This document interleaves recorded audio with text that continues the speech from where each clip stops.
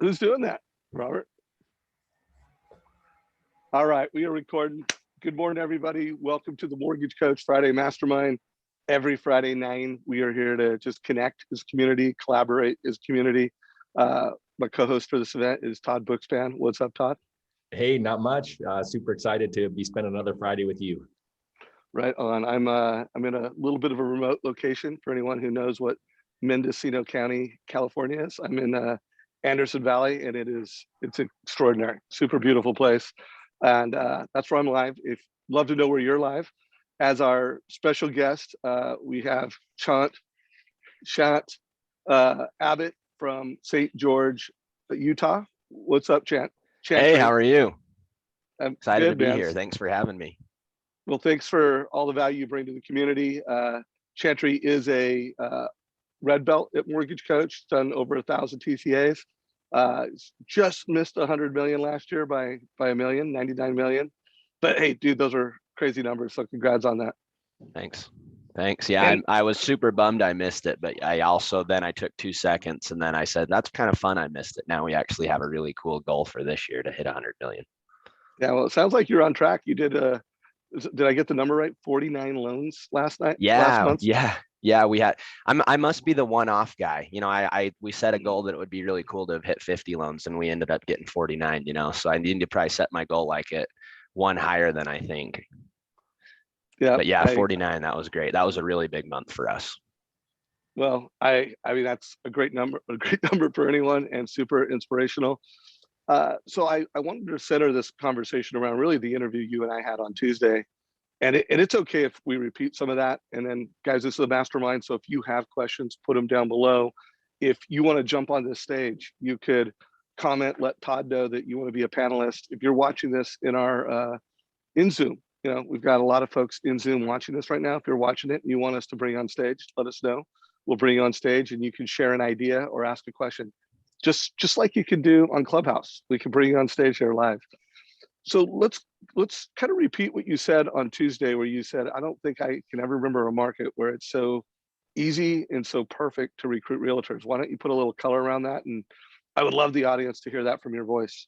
Yeah, even thinking in terms of myself, and we're a small branch. There's 5 or 6 of us loan officers in the branch, and we all collaborate and try to do a lot of things together. We did the real estate mastermind together and kind of share that. We're all one. We're not a team, but we try to function like one. And we have a couple newer in the business that are coming into it. And I just have never seen, I've done this for 15 years, and I've never seen an opportunity for us to go out there and provide value to our real estate agents like there is right now.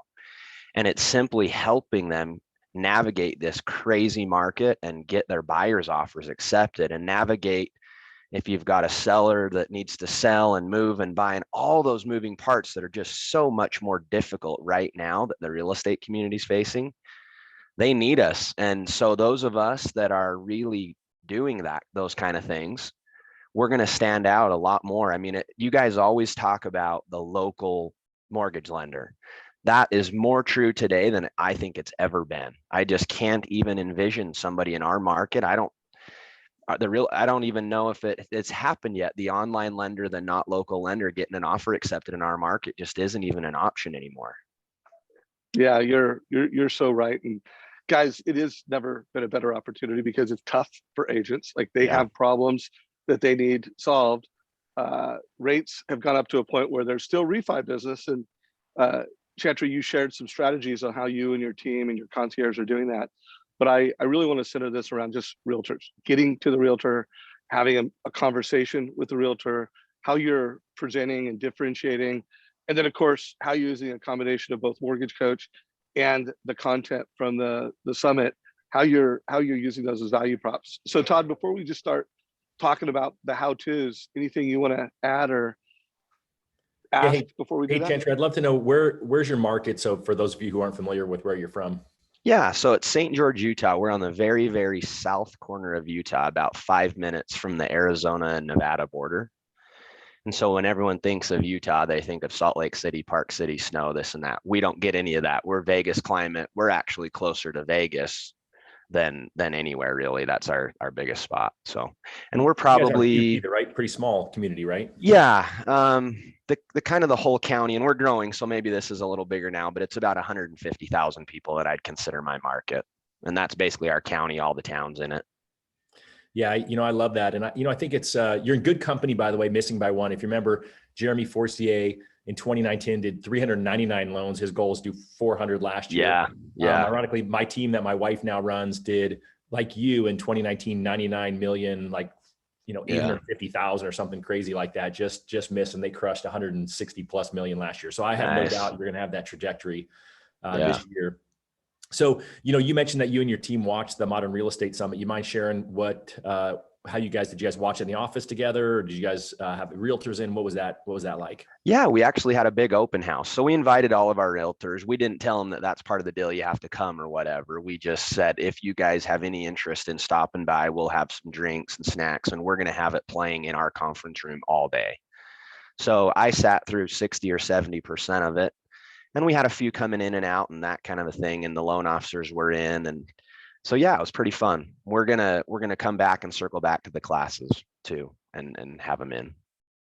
Yeah, that's awesome. I know it was just such a long day, and it's amazing to me how many loan officers I know said that they had realtors come in and they thought they would leave at some point, and that they actually sat through all the content. So it's good to hear that you had some people coming in and out, because that to me was one of the best strategies I think people could embrace. Any videos from that stood out to you? Yeah, I mean, and I'm a loan officer, right? But I thought every single one of those loan officers absolutely crushed it. And it was delivered in such a way that it was providing value to the real estate agents still, right? It wasn't just more towards us loan officers. There were quite a few good ones though. I mean, I think everybody did a great job, and there was a ton of information that you could take out of that. Yeah, it was pretty interesting, because I've been reading the surveys that are coming in, and there's no doubt that not just the loan officers rated all of the loan officer videos really highly. And for those of you who don't know, we had about half a dozen loan officers that recorded videos. They weren't branded, so they didn't say, "Hey, I'm Dan Keller with Cross Country Mortgage." He said, "Hey, I'm Dan Keller, a Modern Mortgage Advisor." And so just great content to share. And so we saw lots of emails that got traded around from real estate agents saying to their loan officers, "Hey, are you using this product?" So that's the best thing ever, right? Yeah, I mean, just great way for Dave to position it for all of you who are mortgage coaches to stand out different to your real estate agent. So that's been kind of one of the fun parts. Although ironically, we've had more surveys filled out by real estate agents, which is kind of what you would hope, and they've still rated the mortgage folks fairly highly, which is awesome. Cool. And everyone did great. I actually started reading or listening to Ryan Serhant's book because of that. It's really good. I love that he reads it. So if anyone's looking for something to listen to, that's a pretty good motivating book. It's cool. Oh yeah, I knocked that out. I was prepping my taxes a few weeks ago. Yeah, it's a great book. We were not debating. We wanted Ryan, but it just pushed it over the edge. I had listened to the book at the recommendation of Dan Keller. Dan said, "Hey, I bought a case of these for all my agents," and when we were trying to decide on who we wanted on this stage, Ryan hadn't been confirmed yet. And then after listening to that book, which it's a must read for mortgage, real estate, and even outside our industry, anyone that just wants to be successful in sales, I think it's a great book. Absolutely. And if you're an Audible person, I love that it's him reading it too. That just makes the whole thing different to me. I concur. I'm an Audible guy, and whenever the author is reading the book, it's 10x better. Yeah. Hey, just curious, what are some of your favorite all-time audiobooks that have just been part of your story? Oh, you put me on the spot. Some of them that are probably not the funnest reads in the world that we always go back to is How to Master the Art of Selling. You guys ever do that one? That's almost like an encyclopedia, but it's really cool. And then we've actually cycled through with our office quite a bit, a few key books that we feel like are big culture builders, and we'll read them once a year, every couple years, it seems like. Raving Fans, The Go-Giver, The Carpenter, The Energy Bus, the Hard Hat. The Energy Bus has a really cool kids book that we actually give. So our client concierge, when they see there's a closing, our processing team emails them when there's a closing, they go see if they have any dependents and how old they are. And if they're like under 12, then they give them the Energy Bus book in addition to our normal little gift we give them, the kids version. It's really cool. I've read it to my son probably 10 times. That's awesome. I can't wait to, I'm a big fan of all the books you mentioned. The Hard Hat book is really big in the lacrosse community, and my son's read it a few times. So they have a kids great. version of the Hard Hat too. Really? I did It's not really know that. cool. Yeah. Yep. It's That's awesome. We great. got it. Great. Yep. Have you by any chance, are you a fan of Jocko Willink? Yes. I'm actually reading his kids books to my son right now. I was going to ask you because I'm a big Jocko fan, and anybody who has not listened to Extreme Ownership with Jocko and God, what's his co-author's name? God, I've interviewed Leaf. If you haven't listened to that book, it's got to be one of my all-time favorite audiobooks. So Extreme Ownership. Anybody that has kids, he's got a series of 3 kids books, and they're pretty thick reads. My son's only 6. They're not picture books. But I was like, I don't know if he's ready for this or not. He loves it. He can't wait till every night we go read a chapter, because it's the story of this kid that's trying to get his confidence. And really, it's about a kid getting extreme ownership, really. And it just goes through this story of this kid's life. It's awesome. If anyone that has kids, it's super cool. Well, that's great. So Todd, what were a couple of the most popular or highest rated realtor things? Because one of the things I wanted to do in this call, I want to get a couple, how are you positioning yourself, Chantry, as a mortgage coach? So kind of replaying some of the things we did on I don't know, Tuesday of this week or Wednesday, whenever we did the interview.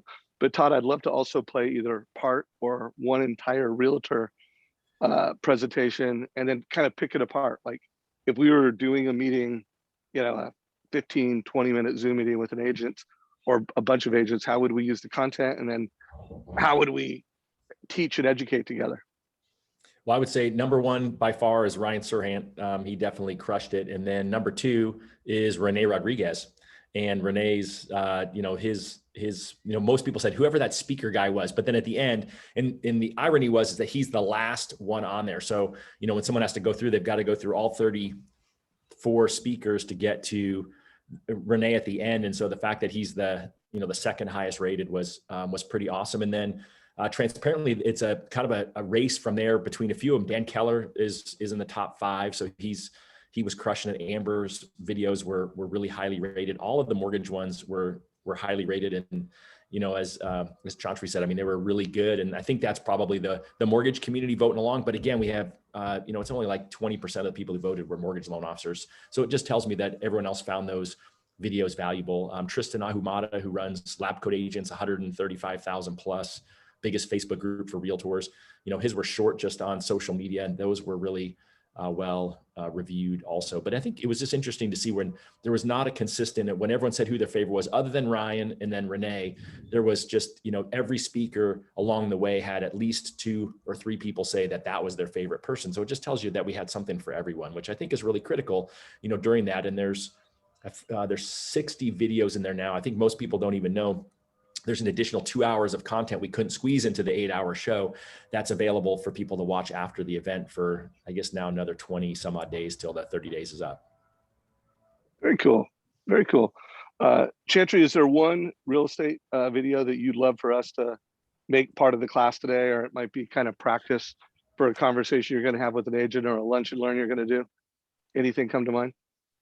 I actually just went and wrote down. I did watch the Tristan Ahumada one. I thought that was great. I thought Ryan Serhant was great. I did not see Rene, but I wrote those 3 down. What I want to do is I wrote some of my favorites down too, and I just don't have that in front of me. But I want to make sure I'm highlighting to the agents that I invited. Hey guys, if you haven't logged back in, by the way, here's 2 of the more popular, 3 of the more popular ones if you didn't get a chance to see them.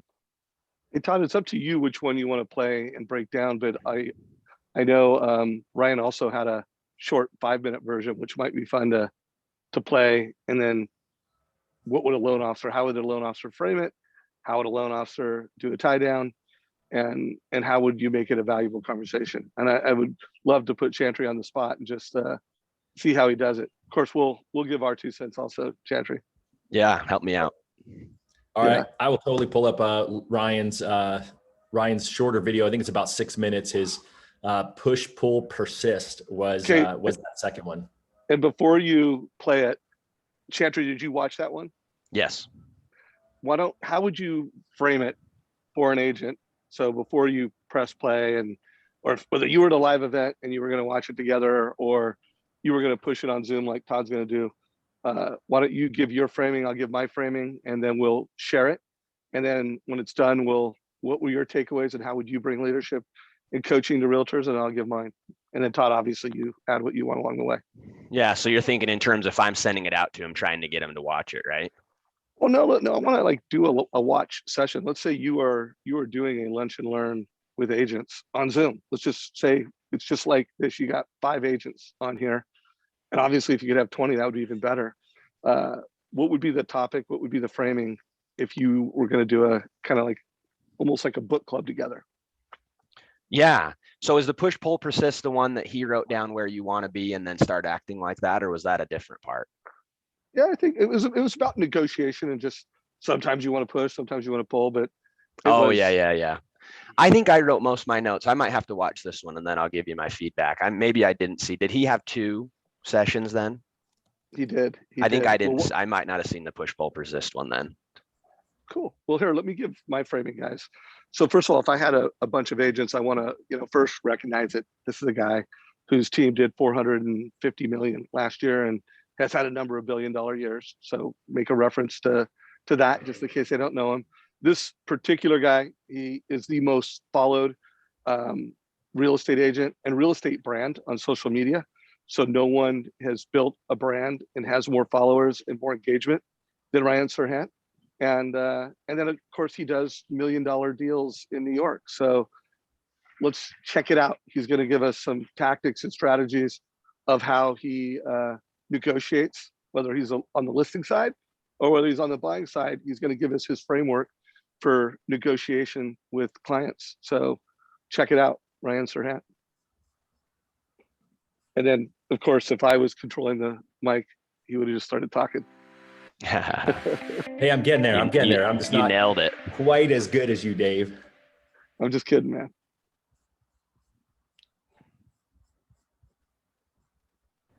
In sales, inaction is the #1 enemy. We've all had those clients who are so gung-ho, they're ready to go. I want to buy, I'm pre-approved, I'm ready. And then months go by. They either get discouraged because the market is so hot and they're losing listings left and right, or they just have a really, really hard time making a decision, or they change their mind left and right. I want to be in a cul-de-sac. No, I want to be in a townhouse. Multifamily is good. Actually, a condo building, I think, is where I want to be, right? And then we as salespeople start to slowly lose our minds, because how can you trust somebody that is so indecisive, that can't make a decision? Now, I'm a firm believer that every deal can be a deal. What I mean by that is I have been in a position multiple times where I have met indecisive clients that other brokers have not been able to close, and I've been able to close them using what I call my 3 Ps. It is my secret sauce to getting buyers off the fence, getting rid of that indecision, and bringing a deal over the finish line. Most salespeople get exhausted. They don't want to show anymore. They spend all this time, all these valuable minutes. I live my days 1,000 minutes at a time. I don't want to waste any of my time. I don't get paid a salary to show people homes. I don't get benefits. I eat what I kill, just like you. And so I want to talk to you about my 3 Ps. They're going to help you become more successful right away so you can start selling more and leading a much better lifestyle. So the 3 Ps are push, pull, persist. Sometimes you might need one of those Ps to close a deal. Sometimes you might need all 3. Sometimes it's the 3rd P mixed with the 2nd with a drop of the 1st, and then you're gonna go back to the 3rd, and that's how you get it done. But if you know the 3 Ps and you know when to use them, I am telling you, you will increase your rate of success with every client you have, all right? So the first is push. Push is kind of what it sounds like, except you're not physically pushing anybody. Don't do that. Please don't come to me and say, well, Ryan, you told me to push my client, so I pushed him off the fence, he broke his hip. No. That's not on me, that's on you. Push means sometimes people just need to be pushed in the right direction. Guess what?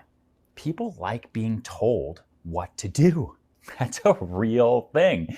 It's why so many people get into our business, the sales business, and then quit. It's not just the rejection. It's because people actually, you know what, for all we complain, I want to be told where to be at 9.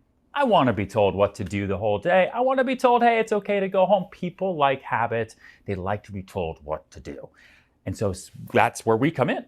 We need to be confident in pushing our clients towards a decision.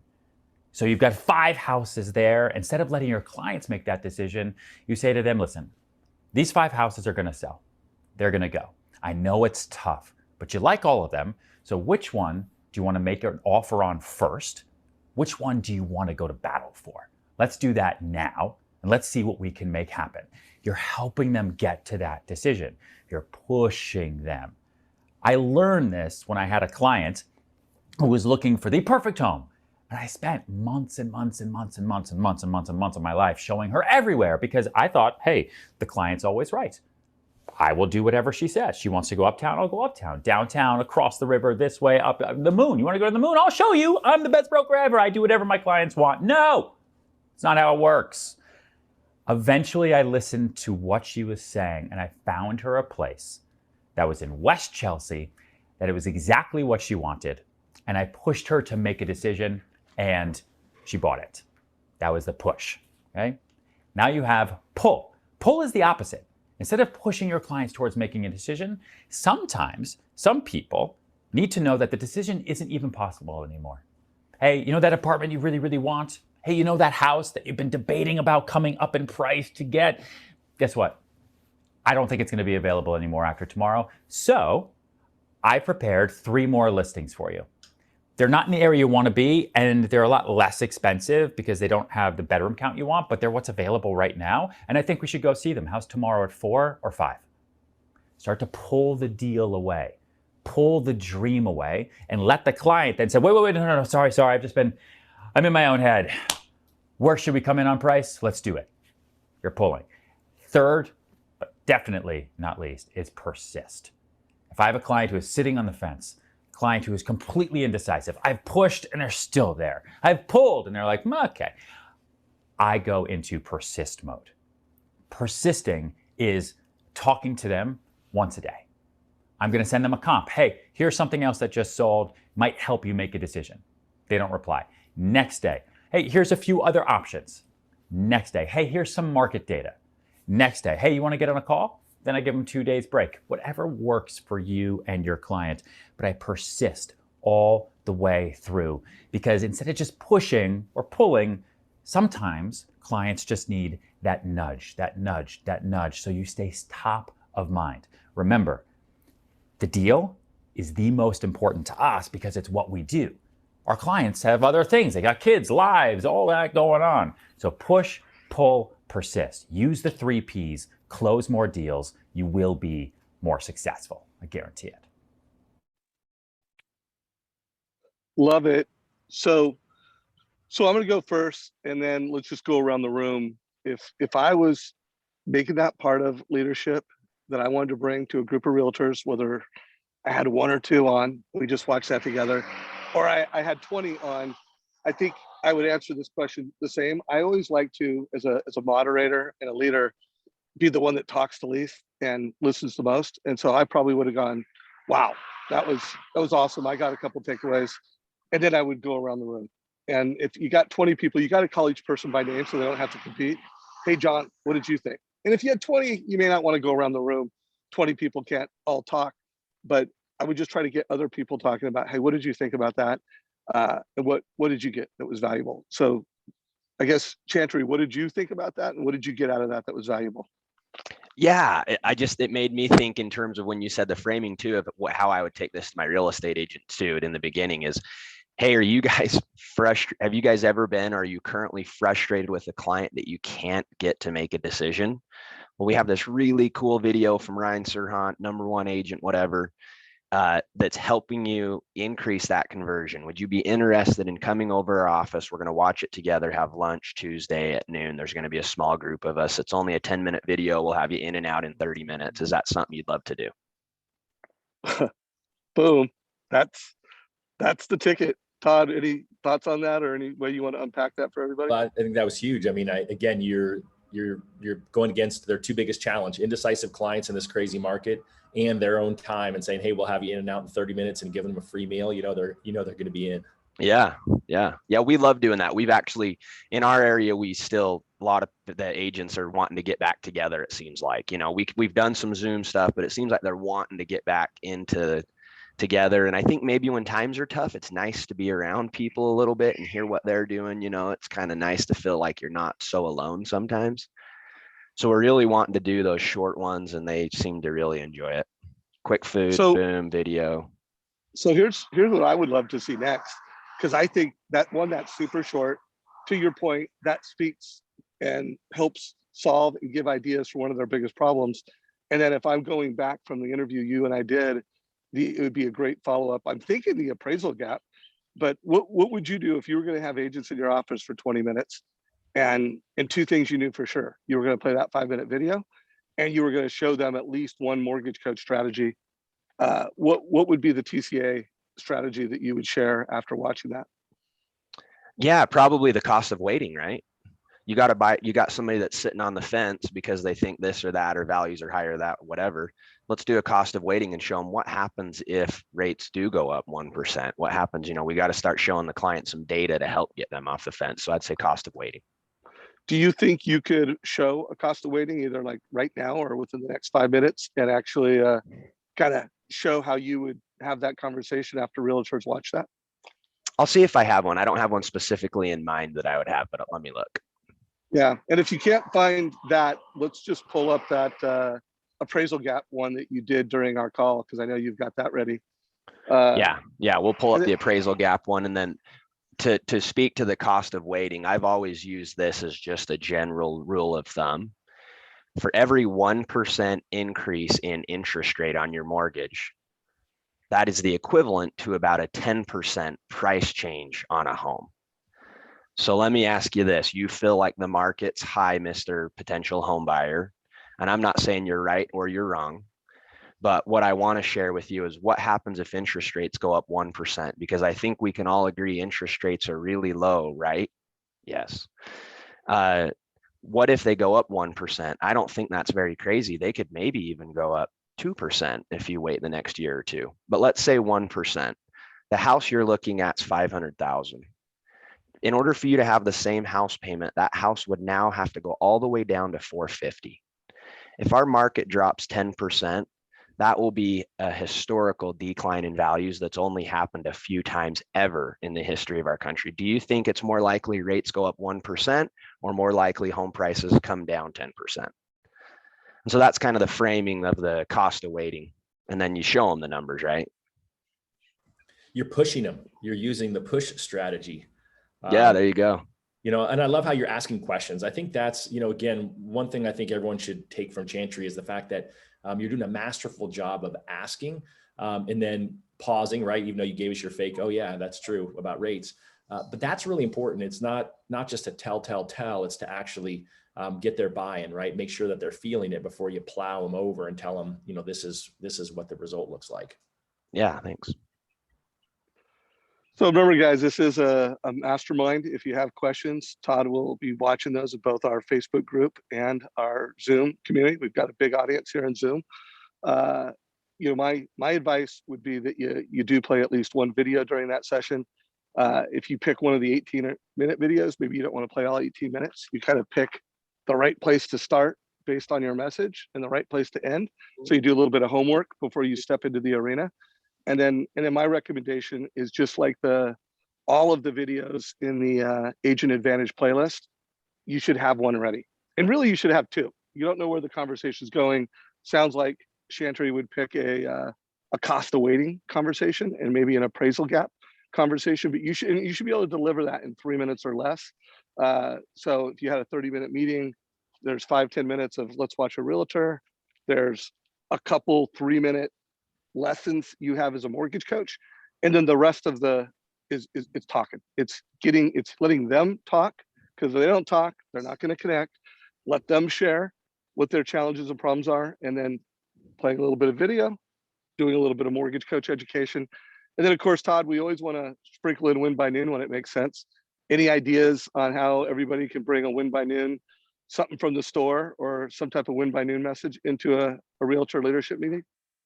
I mean, it's all around. I mean, we know that the best, when we interviewed them and we surveyed all of the folks beforehand, there was one person who got up at 7 a.m. But the average of when they all woke up had a 5 in front of it, right? They're all early risers, and every one of them said that they did their most important activities before noon. And so it's the whole idea that, it's not just the planner when Dave and I talk about win by noon. It's really this whole philosophy of doing the most important things first. And I've seen that more in the real estate community than I have in the mortgage community. I mean, especially at certain brands like Keller Williams who do their one thing.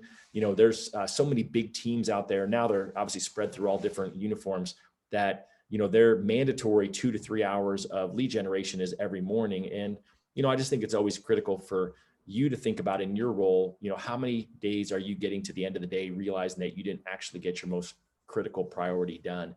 I did a clubhouse yesterday with Christine Beckwith, who's just awesome, and really just talked about the fact that, people are just overdone right now. And I tend to find that the people who get up early and actually knock out their most important priorities are the ones who have a whole lot less stress and who feel more energy going through here, right? We had Jonathan Roach on a few weeks back. He's going to be our guest next week on Friday. So super excited to have back talking about that level 5 energy and how that comes across. I mean, I know Chantry, you're a early morning guy. You wake up with a 4 in front of it. So good for you. Yeah. I just got to get it done, get to the gym, get all that stuff done before the kids get up and go to school. Now, do you bring any of that type of leadership to realtors? As a coach and a leader to agents, obviously you're killing it as a mortgage coach. You obviously were an ambassador to this event, so you're bringing thought leadership. But do you bring any of that win by noon leadership to your agents currently? Just curious. A little bit. No, not enough. I actually was just thinking I need to do more of that, the win by noon and all that stuff, because I'm very passionate. We actually had our office read the Miracle Morning a couple years ago, and that was really cool. And I think there's even a Miracle Morning for real estate agents. And I think there's a Miracle Morning for kids too. So probably. I'm pretty sure. I've interviewed Hal a number of times, and it's amazing. If anybody is listening to this and you haven't read the book, Miracle Morning by Hal Elrod, read the book. He's got a awesome Facebook group, which is super inspirational. And of course, I've interviewed him a number of times, and they're among the best interviews I've ever done. So super important stuff.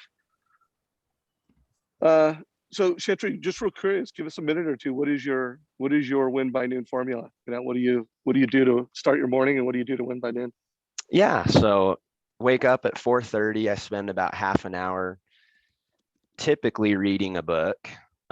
Sometimes I'll just hop on the mortgage coach community in Facebook or just listen to a YouTube, having a cup of coffee, just hanging out, getting ready. 5, I go to the gym. I'm home by 6:30. Try to cook breakfast and be ready by 7:30 at the latest. Kids start getting up, say hi to them. I luckily don't have to get them off to school. We have either my wife or a family member that helps with that. So I get to say hi, hang out with them for a little bit, tell them to have a great day. I got about 30 minutes there, and then I'm in by 8. So usually I'm in the office by 8, rocking and rolling. And that's one of the best things about Mortgage Coach too. On the weekends, or I've had plenty of days where I started at 6 because I was behind, and you can send TCAs and discuss rate options at 6 in the morning on a Saturday. And that was a real game changer for me, because I told you in our other interview, I was real old school. I would meet with everybody in the office face to face, and then we would talk about their mortgage options. And I was basically doing the old school way of trying to show them all the cool things Mortgage Coach does. But that had to be on a 9 to 5 type schedule. With these, I've sent probably 25% of those TCAs I've sent out would have been at the hours that you wouldn't connect with a client on the phone. Love that. So it's expanded your capacity by 25%. What are a few of the other things that you make sure you do by noon? Like you just walked us through your checklist to win by 8, but what do you typically need to do by noon? And I would love, like Mortgage Coach, do you do your TCAs usually before noon, or do you kind of do everything else and then do your TCAs afternoon? What's your win by noon checklist and really just tell the next chapter from 8 to 12. Yeah. So I get in, look at my calendar, try to make sure I've got some lunches set up. If I don't, I'm starting to reach out to my real estate agents. Depending on the day of the week, one day of the week, I'm sprinkling a text or a video of something educational to our real estate partners. Now it's really easy. I'm going to go through one at a time, the Agent Advantage playlist. One of the days we're doing our Tuesday updates. One of the days we're doing our past clients, we're reaching out, loan anniversary type stuff. But also very first thing in the morning, I have to do it at 9 because our lock desk doesn't open, but I'm making sure that any purchase contracts we'd had come in the day before, I'm going in and creating a TCA and sending it to them first thing. The reason being is a lot of the contracts and stuff are tied. I don't want to let that get pushed off another day. So it's really important for me to get those done right then, first thing. And then our team kind of does a weird time slot. We meet at 10 from 10:30 to 11. And that's basically the time that there's file help, just checking in with, make sure everybody's got everything going on. If they need anything, that's the time to do that. They like to get their schedule, because if it were me, I'd probably say, let's do that meeting at 8. But everyone on the team really likes that they can get in, kind of get their day going, have gone through their emails, kind of know where they're at, get ready. And then at 10:30, we do that. That's great leadership. That is really, really good leadership. Todd, any questions you have or anything else you want to share just from a win by noon perspective?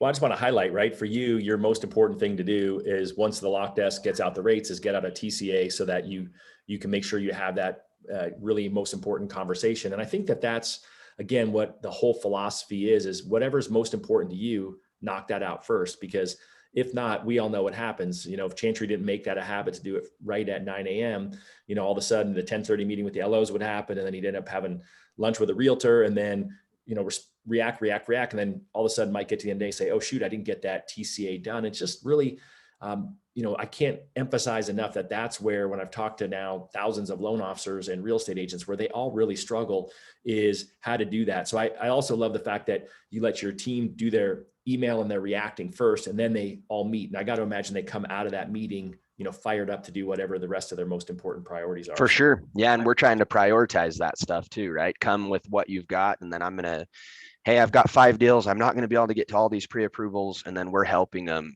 figure which ones are the most important, help prioritizing their afternoon, kind of a reset maybe.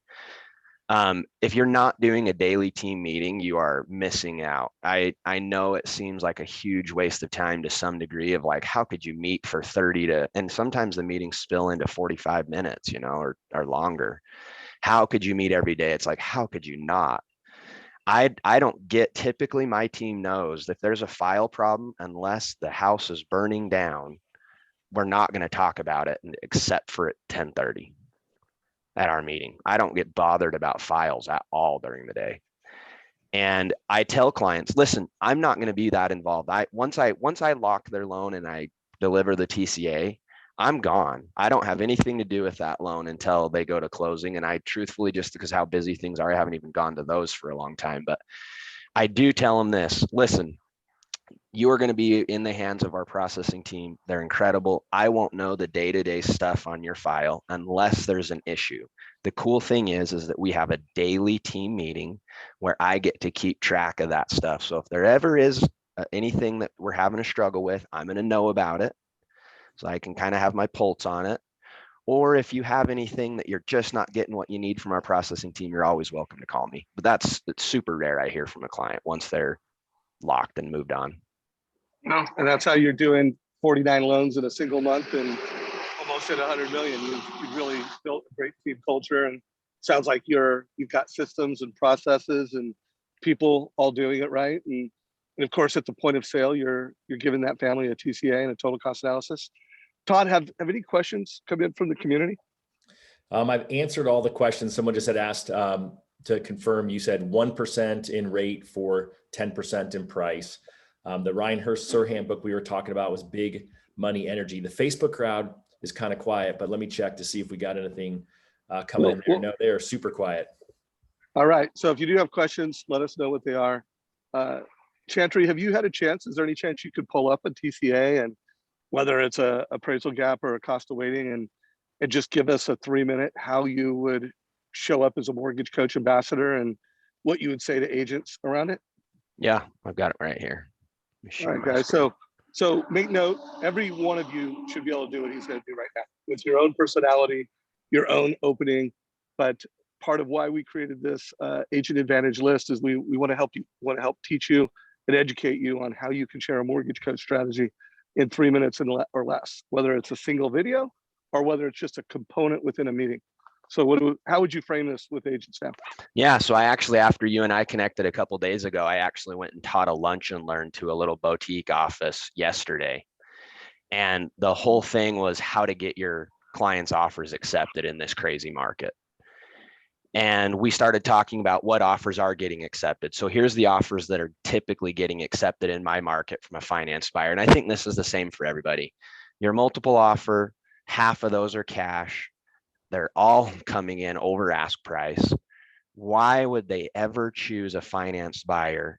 And how can we make a finance buyer comfortable in going forward, knowing that they may be over appraised value, they may have to waive some contingencies? So here's the ones that get accepted in my market is they're probably going in with a fairly large amount of non-refundable earnest money upon acceptance of the contract. So they're essentially waiving their finance and appraisal contingency. Well, that's really uncomfortable for a client, as you can imagine, in several ways. So we're going to address two things with them. Number one, we are anybody that wants to, any agent that wants to, we are underwriting, we call them a TBD. We are underwriting that file. It offers us an opportunity to do a little bit quicker close, and we can guarantee we've got a mortgage for them unless they lose their job or change their debt. So we've alleviated the financing concern part. Then we're going in and we're having conversations at the time of making the offer with the real estate agent and saying, hey, we've got a house that we're probably going to have to go to 600,000 to get it. But our concern is it's not going to appraise for that. Our concern is it may appraise anywhere from 550 to 600. So how do we dare go in with hard earnest money if we're not able to make that work? And so then we're doing this appraisal gap to show them what it would look like if the house does appraise at the 550. Are you still able to buy the home? Are you still willing? If so, then we can now move forward with confidence that we should be okay. Even if the appraisal comes in low, we've got a game plan. So the agent and I kind of are having a round table and what it could appraise for, and then I'm sending out this TCA. So this TCA option one would be if the house came in at 600,000 in an appraised value. Okay, you see payment and cash to close. Option two is if the appraisal came in at 570,000. Okay, so then we're looking at payment and cash to close. And then the third one is what if it came in at 550,000? Then we're looking at payment and cash to close. There is a chance this house may appraise for 550. We're thinking we need to go in at 6 to have any chance. Are you comfortable with what the numbers look like at 550 that you would be willing to move forward in such a way that you're willing to have some or all of your earnest money go non-refundable? And so we're like I say, we're just trying to help the client have confidence behind all the things that could go wrong and then make a really strong offer, because that's what you have to do right now. Clarity and confidence. You are a mortgage coach, clearly. Todd, anything you want to pull out of that, or any questions that have come in from either community? Well, yeah, Rick Geary just said that, yeah, TBD pre-approvals by an underwriter and a call and a text to the listing agent, emphasizing, that they're fully approved, ready to go. And I think you just nailed it, right? Clarity is the key. And what I continue to see is that when the client understands what the options are and your buyer's agent understands it, then you can articulate that to the listing agent why your offer is better than someone else's that's similar, because you've got a strategy in place regardless of what happens, right? As Keith Collins would call it, you've got appraisal insurance. And yeah, I continue to hear stories over and over when loan officers execute on that at a high level and get clarity across all parties, then the magic happens. Yep. And one interesting thing I told you, I had that lunch and learn on Thursday. One thing that came out of it is one of the agents in there said, I don't want buyers. I don't want a buyer anymore. I don't want to deal with them. It's just, and I said, no, I want to rethink about that. you don't want the wrong buyer. Buyers are different now, that are the ones that are successfully getting homes. There are still people buying homes. You want the right buyer that understands the rules of the game and they're willing to proceed in that way. And so if I was a real estate agent, I would make that my entire sales. Like, we're going to our real estate agents and saying the number one reason you should use us is we're going to help you get your offer accepted. We're going to help your client take the next step. We're going to underwrite the file. We're going to do this. If I was a real estate agent, I would take buyers and I'd say, have you been frustrated that you couldn't get an offer accepted? Have you struggled in this market to find the home that you want? We have a strategy and a plan for you guys, how we're winning for our buyers in this market. And then the real estate agent needs to have a list of all the things that the client has to do in order to work with them. Instead of showing them a whole bunch of homes, are you willing to go get an underwriting approval with the lender? Do you understand that you're going to probably be paying more for a home than appraised value? Are you comfortable with that? Are you able to do that? Have you met with the lender and seen what that looks like? So now the lender needs to show them this appraisal gap. Are you willing to have some earnest money go non-refundable? Here's how we're going to protect you from financing an appraisal. The list, whatever it is to that agent, you've got a list that if a buyer checks off all those boxes, that buyer will buy a house. If a buyer won't check off all those boxes, they will not buy a house in this market. So you just can't waste your time with them. And I think part of it is, hey guys, we are having success in this market. Here's how. If you're not able to do those things, I completely understand. We just wouldn't be able to take you on as a client right now. Your scripting, how the service you're delivering, I mean, unparalleled. So we do have 15 minutes more. And if you don't mind, the move up analysis that you did when you and I last did the interview, I think would be really valuable right now, because I think if you had the attention of an agent, whether it was 1 or 5, it was a whole branch, and you could let them know, hey, here's how I'm creating confidence and clarity so that your financed offers have a better chance of getting accepted. And then you showed this and maybe a cost of waiting. But then I also love the way let me show you how I'm helping you get listings. So would you mind kind of doing the same thing you just did, like 3 minutes or less? How would you frame how you're helping them get listings with this? Yeah. And so I want to hit this harder. I really got excited about this strategy when Amber Kavarik, we were doing it, not to this level though. So when we get a refinance lead, we have a little worksheet that the client concierge fills out, and it's about their current, it's all the stuff. Truthfully, I built it out in a Word document is all it is. I'd be willing to share it. It's so I can go create a TCA. What are their goals? What's their current value? What's their payment? What's their credit score? Everything we would need to go create them a TCA. What are your goals? Do you want cash out, lower the rate? Do you plan on paying the home off early? Would you like to pay the home off early? We're trying to uncover all those things. Now we've added the question, hey, this is all about the refi. Does the home you're in currently meet your needs, or do you guys have some big goals, dreams, and desires to be moving up to something different in the next 1 to 5 years? If so, what does that look like? Oh, we need a 4th bedroom. Awesome. A 4th bedroom. Have you figured out how much that might cost you in purchase price? Oh, I don't know. Well, then we pick up the phone and ask the real estate agent, hey, did you know your client's thinking about maybe a 4th bedroom? What do you think the price of the house was? In this example I'm showing you, it was $600,000. Hey, let's look at what a $600,000 would look like.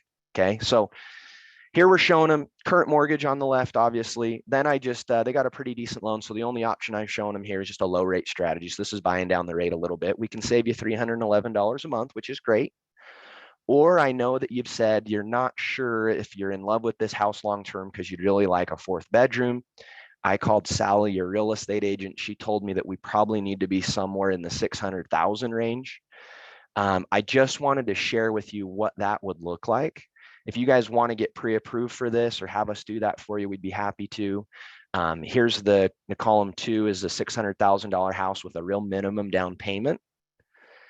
And then what we could consider doing is, and I won't take too long here, but what we could consider doing is buy it with the minimum down, keep your current, and then we'll show you how to take that money from selling your current home and recast it, lowering your payment down. At Guild, we can do a recast. What I haven't done yet that I think our team could really hammer on is taking this to the real estate agents and telling them, has anybody in your database asked you or thought about or that you think may want to consider refinancing. The reason that I'm bringing that up is not so that I can do a refinance for them. Sure, if that's the right thing for them, we would love to do a refinance for them. But really what I'm going to do is I'm going to take their current mortgage and we're going to make sure they love the home they're in. And if they don't love the home they're in, I'm going to find out, and I'm going to find out what they might want. They may not be comfortable telling the real estate agent that because they don't want to get hammered with marketing and selling the house and listing appointments, but they might tell us that. You just gave an agent a great reason to have you call their customers, because you're we haven't done it. I got all excited about it. So yeah. Well, first of all, if anyone's doing that and you're having success, let us know. Chantry, if you do start doing that and you have some success, I would love to jump back on Zoom and or invite you to one of these Friday calls and have you share what you did and how you did it. But that's a great idea. We're doing it. Todd, anything you want to ask or add, or anything the community brings up? No, I thought that was huge, and I just love seeing your eyes when you got that idea. Are you ever doing any of another column where you would show them how the compound effect of if they invest the money instead, or is this kind of your standard scenario? I haven't. The one thing I didn't do, and Dave actually taught me, is that I didn't do a lot of this net worth stuff. I didn't really dive into that, but that's a really, really cool tool right here. If you guys can see my screen, to show the client, yeah, you're going up in payment, your column 3 compared to where your current mortgage is, you're going up $600 in payment. I get that might sting a little, but why don't we look at what that would mean to your long-term net worth? And look over here in column 3, look at your net worth versus if you just stayed in your current home, it's $154,000 better. Yeah, anyone listen to this, every time you show the monthly impact, you got to show the net worth impact, assuming that the purchase prices are different. If this was a purchase options pre-approval and it was TBD, hey, you want to show, hey, here's your monthly difference and here's your net worth difference. And why do you want to do that? I mean, first and foremost, that's the best advice for the client. Like, if you want to say, I'm an advisor and I'm helping you build wealth with real estate, well, you have to do that to deliver on the promise. But guys, the other reason you should do it is it's unique and it's different. It's it gives you a competitive advantage when they're out and they are shopping, whether they're proactively shopping, if they're on Facebook or social media, they're shopping, because you just say the word mortgage out loud and next thing you know, it's showing up in Facebook and Instagram and everything you do when you touch a browser. So people are shopping. You need to differentiate. So we got about 10 minutes left. Chantry, why don't you go ahead and stop sharing your screen, and let's go into a wrap-up mode. Again, the main topic here is how to be a leader and a coach to realtors. Any closing thoughts on how you do that with the combination of the modern real estate event and mortgage coach? And then I want to just get another idea from you. Anything else you're doing to be a coach and leader with agents? Yeah, so our entire office, I told you we got a group of 5 or 6 of us loan officers. We sat down on Tuesday at a sales meeting we had, and we made a little game plan on how to take the next step on the real estate summit. And so we're picking out, and we're going to start with just all the lender ones, the Agent Advantage playlist. We're going to send that out 1 a week, and we're just going to go in order. And we're going to have other than a few days, we're going to have a Thursday at noon. So we all know week 1 is first video and Agent Advantage playlist. We're going to call, text, and email our real estate agents about it. And then we're going to invite them to come to our open house lunch and learn Thursday at noon. The next week, we're going to do the second video, call, text, and email, lunch Thursday at noon. We're going to play the video and discuss strategy on it. And so we're just going to go through all of them. I want to do that now. You guys gave me some really good ideas on the Ryan Serhant. I mean, that's a really easy one. Hey, are you struggling to get buyers off the fence right now? Well, the #1 agent in the country, here's some really cool tactics. We're also going to be having an open house lunch and learn Thursday at noon to discuss, and some really cool strategies in addition to the video we have. Do you think you could make it? That's huge. Your scripting is so spot on. And I think that's what everyone here is doing. I told everyone, by the way, Chantry, that I was going to twist your arm and make sure that you put that questionnaire you mentioned that your client concierge has. A couple people were asking for that. So if you can just post it in the Facebook group later today, that would be awesome. Absolutely. Yeah, and like I There's said, a, we've just made it to match mortgage coach. I mean, really, that's all it is I want to be able to fill out a TCA just by looking at that. and if you could put that in the files section, reminder to everyone that one in our Facebook group, you can search by name, topic, and there's just a tremendous amount of gold in the files section. And you can just kind of go scan that file section and see all the different documents that leaders like Chantry have put in the community over a number of years. So good stuff. Todd, let's kind of go into wrap up mode. Any last questions for Chantry or anything you want to, from a coaching perspective, you want to say to the community? Well, I would just shine the light on what he just said, right? He's just going to send out a call, text, and video, used a short script on something that he learned at the Modern Real Estate Summit. And then he's going to have people come over for lunch on Thursday at noon. It's most of us over plan things. We overthink things. And I think that that's just a real simple strategy. How often do you guys do those, Chantry? Lunch and learns. Every week, it sounds like, right? Or is it? Yeah. I mean, it's starting to get back into that. We kind of struggled because we really built our business. In fact, me and a few other people in the office are licensed continuing education instructors for real estate agents. So we would make classes, have them come over for a 1 hour CE. We got out of the habit. It got really hard with COVID, but we're getting back into that. We're doing one a week right now. Yeah. That's awesome. So what other ideas do you have around for anyone else who bought passes for the Modern Real Estate Summit? What other ideas or suggestions would you have to get them to call people, whether I've got some agents who have a handful of extra, or some loan officers have a handful of extra passes they bought that they haven't even given out yet. Any suggestions you would give to them on calls to make now, just as follow-ups, even if they don't have a lunch and learn or open house plan? Yeah. What about just calling your real estate agent and saying, hey, how's it going? I know it's really tough out there right now. How's business? Hey, where's your biggest frustration? Where's your biggest struggle? Let them tell you, and then say, I have this really cool Modern Real Estate Summit thing. I think I can help you with that problem. Let me go back and find the one that might fit the best for you. And then maybe we should get together and watch it together and see how that could help your business and how maybe I could help your business. I'm going to go back and do that. Do you want to grab lunch tomorrow at noon with me? You're so good, dude. How easy is that? How easy is that? Go find out what their problems are. That is so good. That is so good. And guys, two things. One, I want to remind you that we had all the presentations transcribed, and we had coaching taking action notes made. So you can use those. There's a Google Doc. Make sure you have a link to that. We'll put it in show notes so that you can get a link to that, and you can just cut and paste it. And we really designed that to help you make your notes more tailored for agents and leverage that. You can cut and paste it, or you can give the whole note to the agent.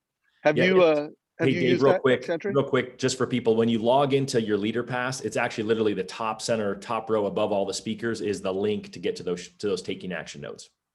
Nice. Chantry, have you used those taking action notes? Yeah, I just briefly had scanned through them, but I plan on really getting in there, sharing all the information out. So let's close out with this. We got 2 more minutes, and you have such a good story because you haven't been a mortgage coach forever. And this is something you adopted in the past, I don't know, a little over a year. Yep. And you've created over 1,000 TCAs. So for any leader that's on this call or any loan officer that's not a black belt or higher mortgage coach, what's the taking action advice you have to them to get the habit and adopt it? Just simply do it. The way I did it was I had an old school way. I would show clients their options. And the first 20 or 30, as soon as I jumped into mortgage coach, I would still do it my old school way. And then I would create a TCA mirroring it to make sure the TCA was right, because I just wanted to make sure that I didn't make some horrible mistake, because it's really easy to do in the beginning. So the first 20 or 30, until I was totally confident, I would just do both. I wouldn't show the client my old school way, right? But I had it there for me, my comfort. And really, just even if you don't have a bunch of deals right now or whatever, just go make some fake ones. It's not like you have to really get too far out there. Just do it. I mean, you guys have some great resources, some great videos, but really it's just diving in and making a few of them. And remember, guys, you also don't need to do your first 10 or 20 on a live new lead, so that you don't have the pressure of creating it. You can go to, you got 20 TBDs, people that you've pre-approved, they don't have a house, and you want to just nurture them. And that way, you know, for your first 5 or 10, you're not doing them on live brand new leads coming in. Now, I recommend if you want to adopt, the faster you get to 20, the less pain of change you're going to have, and the faster you're going to be saving time. And I would also say, and tell me if you agree, Chantry, it's like once you've done 20 or 30 of these things, it's like multiples faster of the way you did it before, and it's 10xing the actual consumer experience. I mean, it's saving time and delivering better experience. Oh, huge. Yeah. I can't even imagine living without it anymore. I was old school. Even if the client wouldn't meet with me, I'd get on the phone with them. And the average of those appointments is an hour long. I'm start to fit, and I'd have to get prepared for the meeting. So really the meeting's probably an hour and 15 minutes if you count all the time. That I'm 15 minutes to 20 minutes on a TCA. I get what the client wants. I create a TCA. I send the video. Typically that's it. You know, every once in a while I have somebody that wants to come in and meet and discuss it, but that's probably less than 10% of them. Love it. Well, hey guys, I hope you got lots of value from today. Chantry, 2 times in 1 week, you've brought leadership into the community. We really, really appreciate it. Todd, closing thoughts? Go out and take action, right? Chantry gave you the playbook to get your TCAs going with your clients, get on your way to be a black belt and the red belt, and pick up the phone. He gave you some really simple, easy scripts and ways for you to get in front of realtors this week. Why wait? Go now.